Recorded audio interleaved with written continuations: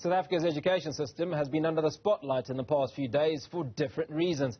As matriculants celebrated their results, they faced another obstacle. Universities can only accommodate a fraction of the applicants, and those from poor and working class backgrounds are grappling with issues of finances, as some students are still waiting their NSFAS payments. Now joined by Hendrick, Makaneta education activist, and Dr. Linda Meyer, director at Universities SA. Dr. Meyer, I'm going to start off with you and just to get a little bit of a perspective from you on the education landscape based on what's been transpiring around NSFAS's failure to pay allowances to a number of students, and obviously the challenge that matriculants have in getting into university. Thank you, and thank you so much for the opportunity. Just one correction, I'm no longer with University South Africa, so these are my personal views.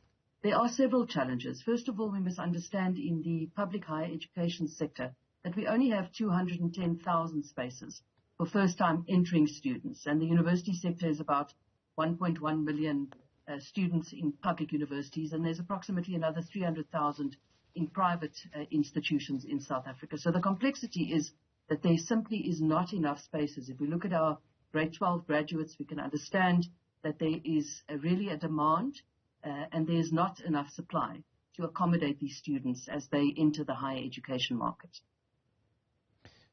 Hendrick, one of the issues that's been discussed, particularly by government officials, is the progress that South Africa has made in the education sector post-apartheid. It's 30 years now since freedom. What is some of that progress?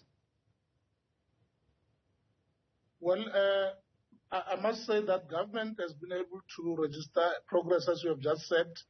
In the terrain of higher education, they were able to build 2 additional universities in addition to the 24 public institutions that we had.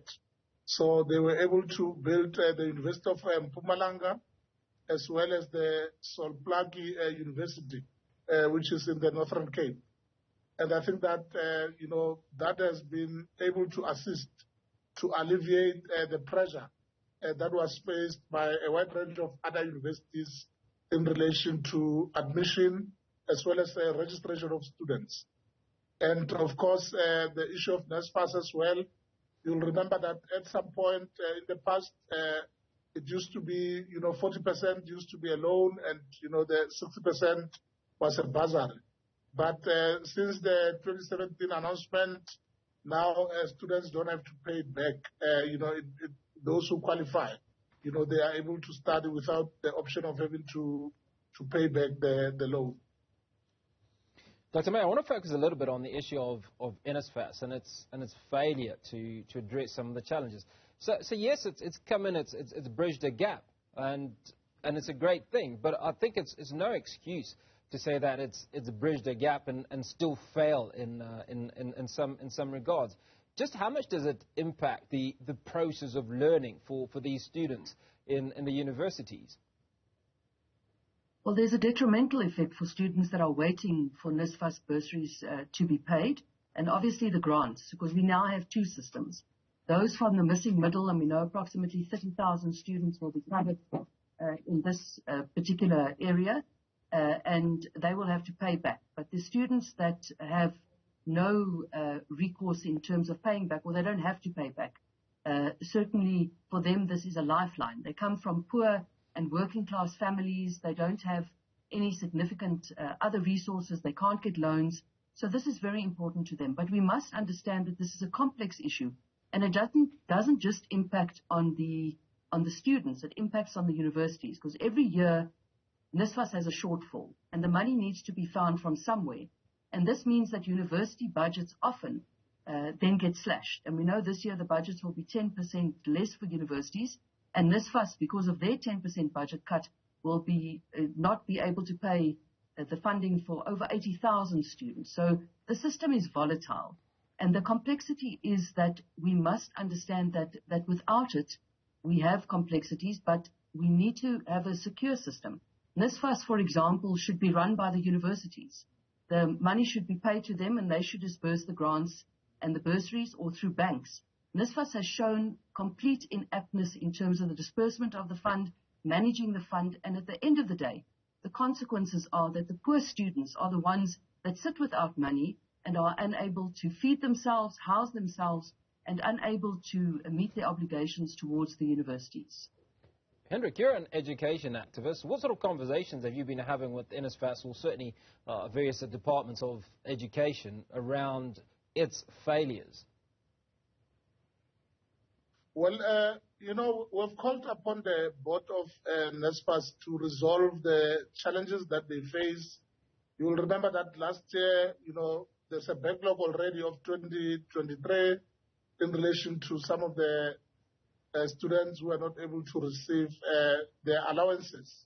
And the board promised that before the end of this month, January 2024, they shall have resolved all of those challenges in relation to the backlog.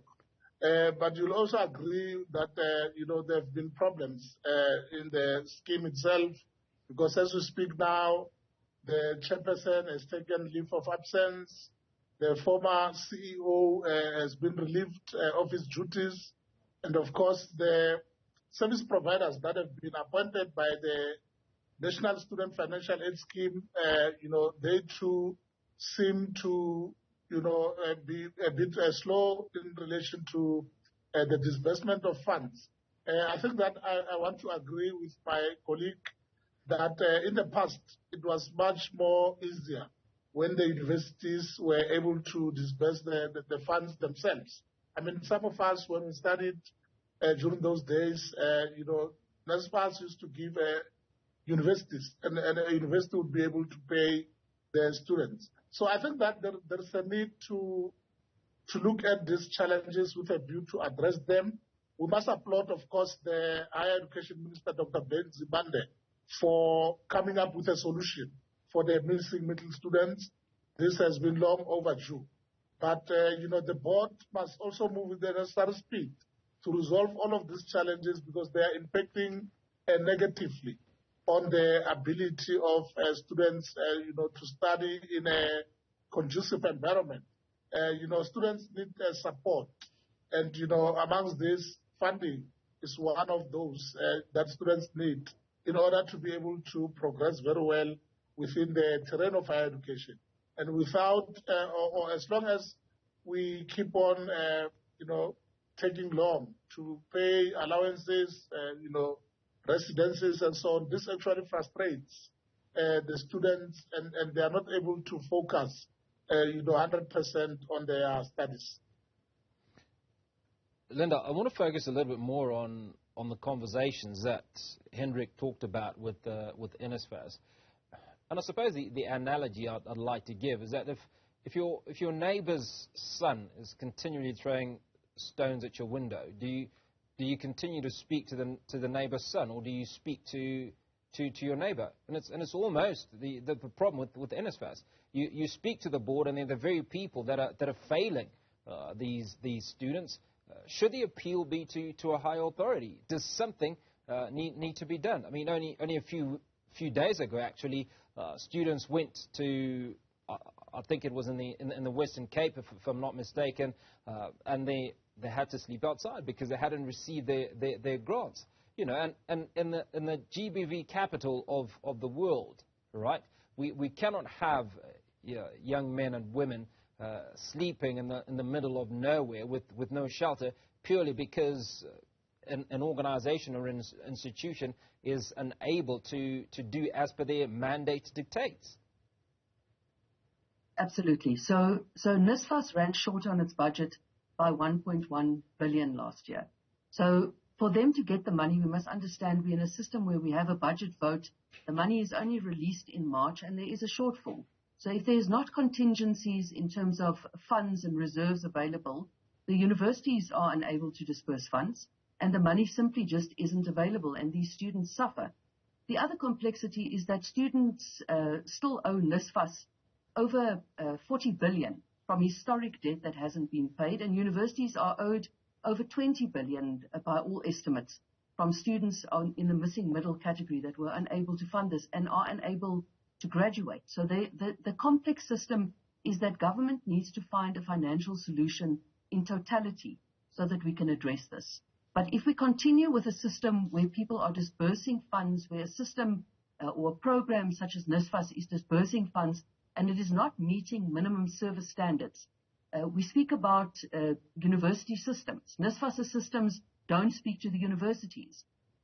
University students apply across many institutions, and this brings its own complexities because we see, that a student will apply to 20 universities, for example, across many programs, and this is evident where we see that universities have had applications of 100, and in UK's instance over 250,000 students or programs that have been applied for. So it doesn't mean 250,000 people have applied, but a student has applied across many institutions, across many programs.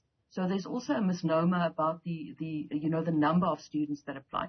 But in totality, government must find a solution. So for the poor and missing middle, yes, we must fund them because there is no chance of those families getting an unsecured loan. It simply is not going to happen. And these students, really, there is no other way for them to change their destinies, to enter higher education. And once they do, we know from the youth unemployment rate over 60%, but for graduates around 15%, that this is a no-brainer. It is an investment that we have to make as government into higher education. So a complex system, many things that we need to have, and a comprehensive strategy, not this piecemeal approach. So deal with the debt that is owed to universities, deal with a system that is able to help the poor and working class, deal with a system that for the missing middle in totality, not just for half of them. Because remember, these people are paying tax, and the very people that are paying tax are unable then to go and study, because even with 600,000,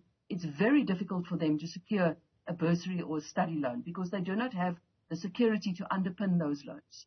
So as much as government speaks and the minister speaks about a 10-year plan and a comprehensive plan to address this, until it is done, we mustn't be naive to think that we're not going to see protests, that we're not going to see volatility at the beginning of each academic year, because that will be our reality, because the system is volatile and it is not secure. Hendrick, now, in order to get a bachelor's pass, you need a few marks below 50%. You can get away with 40%.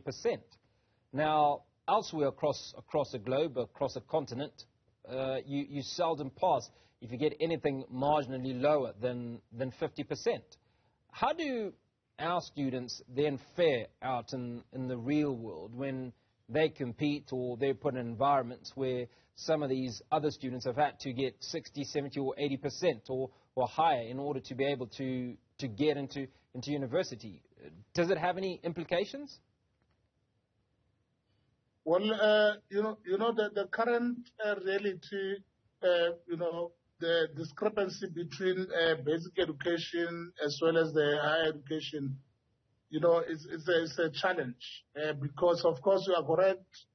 The bar has been set, too low in the terrain of basic education. And that is why you find that even students who have obtained very high marks, level 7s, when they get to university, they tend to struggle because of the bar that has been said to be too low within basic education. And I think that at some point, government must have the political will to address the issue. It does not help. It will not help the country to just produce, many people who complete matric without any, the possibility of making a better future for themselves. And that is why we're sitting with this huge unemployment rate. The majority of people who are unemployed, my colleague is correct, are those who only have a matric. And, the percentage is fewer, of course, for those who have degrees. Therefore, government must ensure that, they teach at basic education level in the same way that they teach at university. I mean, at university, a student needs 50% to pass a module. So I think that across the board, the basic education minister and Jimutsecha should speak with a team to make sure that each and every subject, irrespective of whether learners want to go to university or not, but each subject should be passed with 50%. This thing that we still have subjects that are passed with 30% and 40% is a cause for great concern, because it is setting up our learners for failure. Most of the jobs that exist today will become obsolete in the near future. There is therefore a greater need for government to modernize our education system with a view to ensure that it can prepare our learners for battles that lie ahead. Excellent. I think that's where we're going to leave that conversation. Hendrick, Makaneta, education activist, and Dr. Linda Meyer, education specialist. Appreciate your time.